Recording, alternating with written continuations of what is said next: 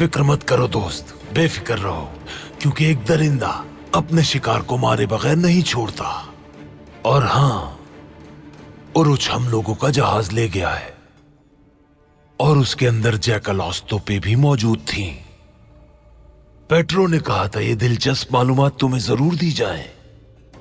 सही कहा था, दिलचस्प मालूमात हैं। चलता हूं मैं। स्याह कज़्ज़ाक, सराय इस आदमी को तो आजाद करते जाओ। क्या अब मेरे सराय में लोगों को उल्टा लटकाओगे और उनका सोना लूटोगे? बताओ मुझे। अभी कर देता हूं आजाद। स्याह कज़्ज़ाक अपने उसूल नहीं तोड़ते दोस्त।